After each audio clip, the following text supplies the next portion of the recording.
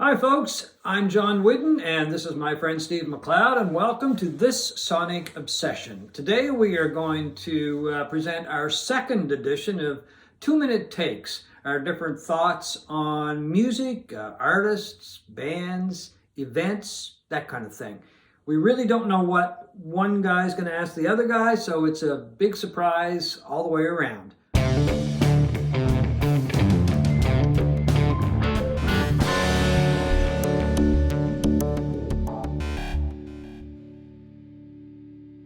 Hi folks, we're back with our 2-minute takes and I'm going to get the ball rolling.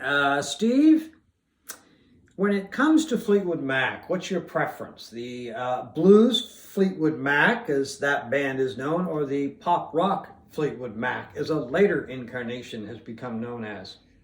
Well, I like them both, but for me, it's the mid-term Fleetwood Mac, the Lindsey Buckingham, Stevie Nicks, Christine McVie version of Fleetwood Mac. To me, they were just one of the greatest pop rock bands of all time. I love the blues stuff too, but the stuff that I go back to the most is the mid '70s period. That album of the self-titled Fleetwood Mac, Rumors, and then Tusk in particular. Well, not in particular, but Tusk, Mirage I like as well. I just think they're just some of the greatest pop rock albums ever made. I love Lindsey Buckingham. I think he's a near pop genius, one of my favorite guitar players. I think there are 3 or 4 of the best recorded albums that came out of the 70s. They're just absolutely immaculate, pristine, wonderful sounding albums. And yeah, it's easily for me, that's the period of Fleetwood Mac that I like the most. Okay, I don't even think they're the same group. I don't even think they're in the same wheelhouse. I think they're just two totally different bands. Well, they are. But if I was sentenced to a desert island and somebody said you can only take Fleetwood Mac albums by one of the incarnations, I would have to take the blues Fleetwood Mac. I think that band is incredible. The best, one of the best, if not the best, British blues band to come out of that era. You had guitar players like Peter Green, Jeremy Spencer, Danny Kirwan, who just did amazing things with the guitar. Songs like Green Manalishi, Man of the World, Black Magic Woman. Just good, just great stuff. Incredible stuff. I do like the Fleetwood Mac of later years, but once again, not even to me in the same wheelhouse. They're just two totally different bands. All right. Mine next one is a theoretical. It's a little far out there, so I'm kind of curious to see what you think. You're retired now, John. Mm-hmm. Yeah. You're looking for things to do. You're puttering around, and you go into the basement, and through the magic of whatever, I don't know, you manage to invent the world's first time travel machine. But it has a flaw, as you would probably expect. There's always a hitch, right? You can only use it once, and it'll just go up in a puff of smoke like Mission Impossible tape, at the beginning of every Mission Impossible.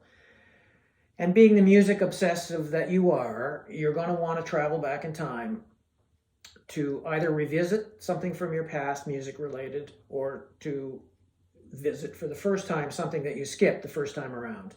Concert, festival, whatever, as long as it's music related. What would you pick? Woodstock.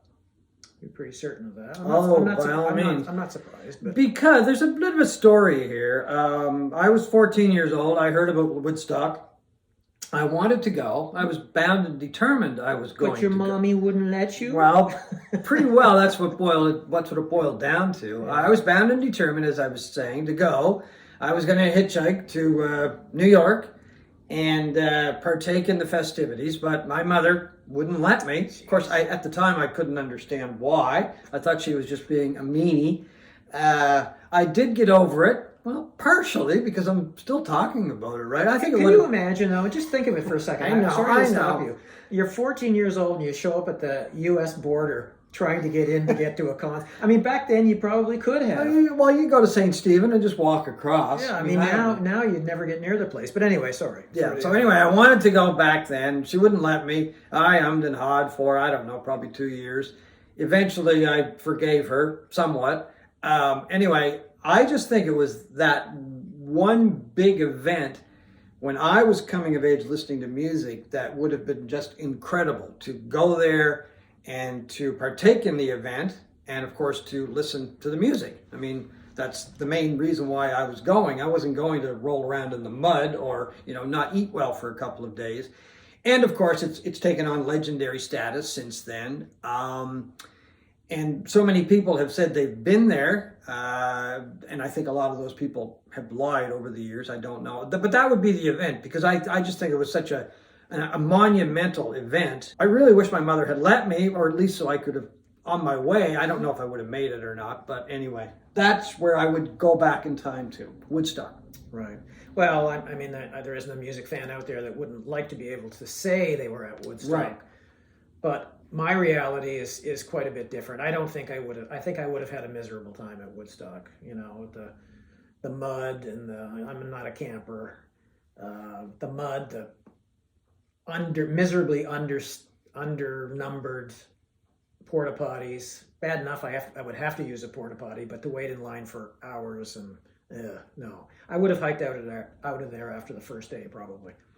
But mine is a little weirder. I initially thought, well, wouldn't it have been great to go back to February 1964 and be in the Ed Sullivan Theater? Well, that would have been amazing too. To see the first performance of the Beatles. You'd be only one of, I don't know how many you can get into that theater, but it probably wouldn't be more than 200 or 100 or 150. It's a few hundred people, I think, get in there. Yeah. So that would have been kind of cool. And then I thought, geez, the Last Waltz. I mean, I love that concert. I love Turkey Dinner. What a combination. Well, you'd be all set then. Yeah. But then it just popped into my head, to go back to December 8th, 1980. Does that ring a bell? Oh, by all means, yes. The day that John Lennon was shot. Yeah, and wouldn't you try and stop it in some way? Not in a superhero kind of way, but to be able to yeah, I mean, it wouldn't. I don't know if it would take very much. You'd have to go back and leave yourself enough time beforehand to scout out a phone booth because your cell phone wouldn't work. That's for sure. Yeah. And then call the police when David Chapman is out there and say, listen, there's a crazy guy there. He's talking about killing Lennon, and I saw a gun in his pocket. He was carrying a handgun, obviously. And call the police and maybe put an end to it. How many, not just John Lennon's life, but how many other people's lives would be radically changed by that? Yeah, well, that's a really good point. My going to Woodstock was very personal, but if you were to prevent Lennon and from selfish, being John. and well, yes, very self-centered. You got to think of your mother. Very self-centered. I admit that. But to save Lennon would have been, monumental for music fans all over the world. And obviously, we would still have John Lennon alive, hopefully contributing to the music world. So yeah, that would have been amazing to be able to do something like that. Yeah. So anyway, and now Mark David Chapman is still in prison. Yeah, and it's a good place. And it's a good place. But here's a man that was obviously very sick, and if he'd had gotten the help he needed at the time, all of it could have been averted. I mean, then maybe they would have stopped him that night and realized, that he needs help. Yeah. And instead, he's been in prison for 42 years as well. Yeah. I'm going to go to the West Coast now. We're just on the East Coast.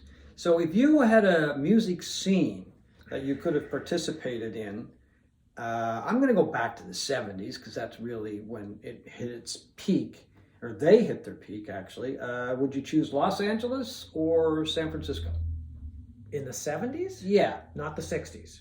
60s into the 70s. Oh, 60s sorry. into the 70s. Yeah, that whole Summer of Love, that whole thing, yeah. Well, I mean, I'm not a huge fan of the San Francisco sound. Like, I'm not a deadhead. I was not overly enamored with Jefferson Airplane. I do love Creedence Clearwater.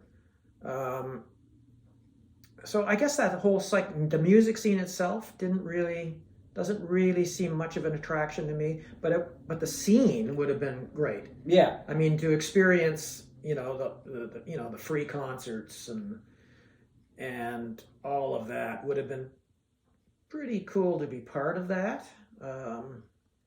In San Francisco. in San Francisco. But I mean, musically for me, it's Southern California. I mean, you know, Neil Young, Crosby, Stills, Nash and Young, The Doors, The Byrds. You know, not so much Joni Mitchell, but she was obviously a big part of that.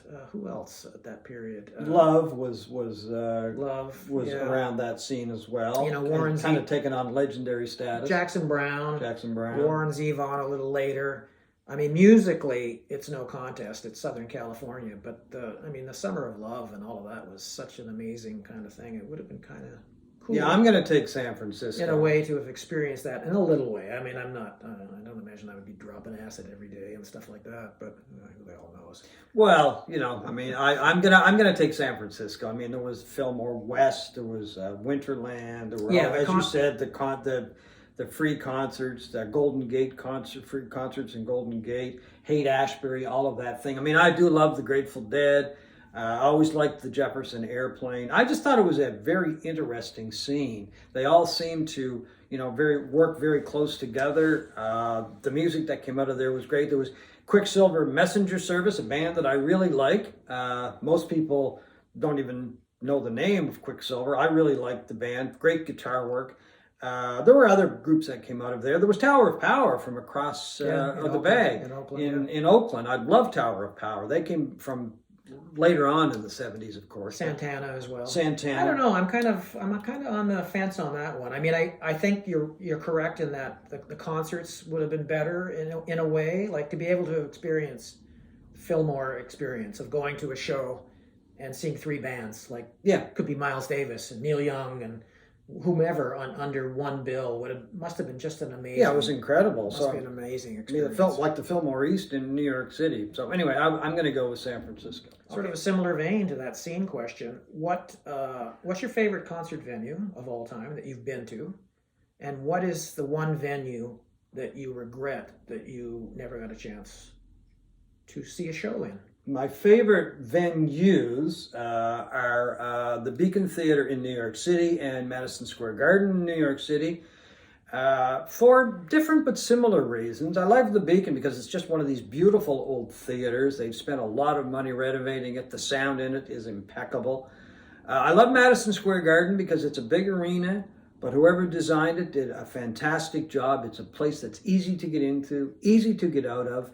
Every time I've been there, it's just been a party atmosphere, people getting along, having a really good time. The sound is great for an arena. Once again, I'm not sure who designed the sound or the acoustics in it, but whoever did it did an amazing job. I've heard there's not a bad seat in the place. I've been on the floor and I've been on both sides. Neither one, I mean, great seats and on the occasions that I've been there. The Beacon Theater I like because it's very intimate. It's not a very big venue. It's about 2,500 people, I think. Once again, not a bad seat in the house. The sound is just incredible in there. I've seen the Allman Brothers there, Brian Ferry there, Jackson Brown, Wilco, and the pinnacle when it comes to the sound would have to be Emmylou Harris and Rodney Crowell when I saw them perform there. It was just amazing. It was crystal clear. It kind of felt like I was in a living room because I was so close to them. They were just kind of singing one-on-one with the audience, or it felt that way. So it's got that, it's a bigger hall in a sense that, you know, than a nightclub or that kind of thing, but it's very intimate. Great place, the Beacon Theater. The one place that I would have loved to have gone, well, actually it's two, because I would have taken the Fillmore East or the Fillmore West. Right. A lot of it's because of the legends that go with it, like the acts that play there. You mentioned Neil Young and Miles Davis on one bill. I think they actually were on a bill together. Yeah, well, it's on the cover of one of his archival releases. You can see the marquee from the Fillmore. Yeah, and it was Miles Davis, Neil Young, and Crazy Horse. And was it Mountain or something? I don't think it was Mountain.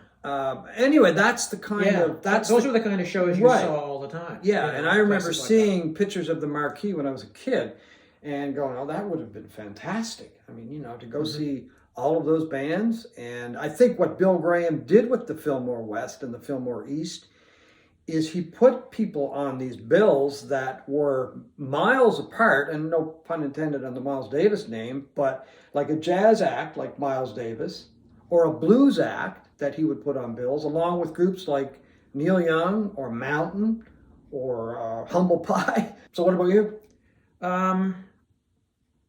Well, I mean, I think the one that would be at the top of the list for me, and it has nothing to do with who I was seeing, the sound of the place, anything. It was this sort of legendary place that you always heard about when you were reading Rolling Stone magazine and all of that stuff. And that was the Marquee in London. A friend and I went there in December of 1976.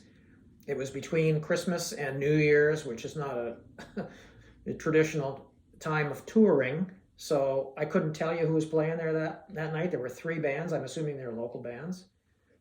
But it was just the idea of being in the Marquee. Yeah, it's historic, right? This place where the Who and the Stones and everybody, Hendrix played. And, we were just belly up to the bar the whole night having some ales. And it was at the height of punk, so everybody around us was just talking about the latest punk stuff. And so that was probably the coolest, certainly not the best musical experience. The one regret I have is that I never went into CBGB's. In New York. In New York. In fact, was it open when I first went there? Yeah, it was. But to be there during the period of the 76, 77, when bands like Talking Heads or Television or Patti Smith were playing, would have been a cool experience, and it would have been just a gas to be able to walk into that, what seems to be a total dump. Yeah, it's a total dump. I mean, the pictures of the bathroom alone would make you want to throw up. So, John, this week the Pope was in the music news. He went into a record store in Rome called Stereo Sound. I saw that, yeah. Yeah. And was there for about 20 minutes, 15 minutes. And apparently he used to go to the store all the time when he was a cardinal. Oh, okay. He has not been back since he's the pontiff.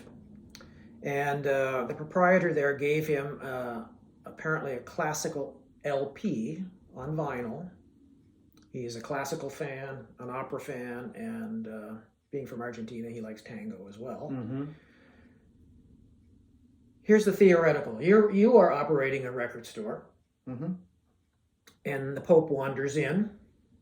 What album do you give His Holiness? I would give him a copy of the Beatles' Abbey Road because it's my favorite album. Chances are I would have a copy in stock, or more than one copy in stock. I would think. I would think, yeah. And I think if he hasn't heard it, it's just a great example of Beatles music, and I think the best album the Beatles ever made. My favorite album, as I said. So I would just want to share that with him and say, you're a music fan, obviously, and I would like you to take this and enjoy it, and hopefully you'll really like it. Probably not as much as me, but I would just want to share it with him. Hopefully he would like it. The other song, wouldn't you want to? Is there a part of you that would want to shake it up for him, like, maybe make him a little uncomfortable? I don't know, like the Imagine album by John Lennon. Can you imagine where there's no heaven? You could do that as well. Or Transformer by Lou Reed. That probably wouldn't go over so well. I think probably the first meeting, I would just give him Abbey Road. Maybe the second time we can talk about broaden his horizons a bit. Talk about other albums. But the other song or album that I'd like to give him is Emotion and Commotion by Jeff Beck, because it contains a version of Nessun Dorma, and of course he is a classical music fan, because it is just simply a beautiful version of that song. There are times where it may make you cry because it is so emotional and so powerful. I think you would really enjoy that, Nessun Dorma. So he doesn't have to get the whole album. I could just, if I had the single or just a copy of it, but the rest of the album might be a bit too heavy for him. But Nessun Dorma, I would hope he would enjoy that as well. So how about you? Well, if it was my record store, I would want him, since we're Canadian, I would want him to take home something that's Canadian. And I initially thought, Gord's Gold by Gordon Lightfoot would be a really good, but the chances of you finding a vinyl copy of that, even in your own store, is probably pretty slim these days. So to your point of something that's readily available in the store that you could give him, I think most places these days have Harvest by Neil Young. I wouldn't give him Tonight's the Night. No, or Trans or Lanois. Or, yeah, anything of the Crazy Horse period. Yeah. It might be a little raucous for His Holiness at 85 years old. So I think something that's kind of more mellow. His biggest commercial success was easily Harvest. Something that he could, a little pastoral, if I might say. Mm-hmm. Good way to put it. Acoustic. I think Harvest would be a nice thing for him to have. So he's got the Beatles and Neil Young and maybe a little Jeff Beck thrown in. A little Jeff Beck. I think that would be a pretty good evening's listen.